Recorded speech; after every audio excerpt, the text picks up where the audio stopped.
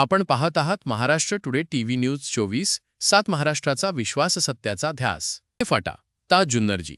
पुणे येथे घडलेल्या अत्यंत धक्कादायक घटनेत एका अल्पवयीन मुलीचा खून झाल्याची घटना उघडकीस आली असून आळेफाटा पोलिसांनी अवघ्या 12 तासांच्या आत आरोपीला अटक करून गुन्ह्याचा छडा लावला आहे.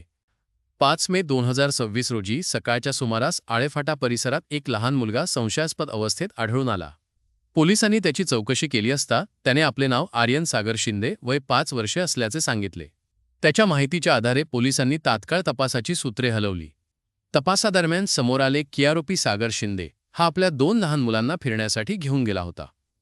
मात्र काही वेळानंतर तो एकटाच परत आल्याने संशय अधिक बळावला. पोलिसांनी सखोल चौकशी केली असता आरोपीने अल्पवयीन मुलीचा खून केल्याची कबुली दिली. यानंतर पोलिसांनी जंगल परिसरात शोधमोहीम राबवून मुलीचा मृतदेह शोधून काढला.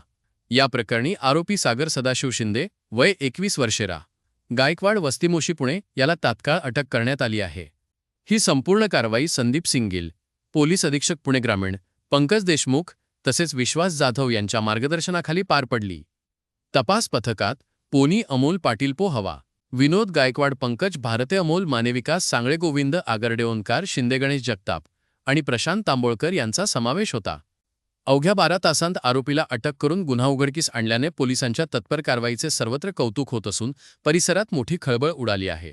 पुढील तपास सुरू आहे. यांचा ground report. Maharashtra today TV news. Sankalp Vishwasrao Belhe.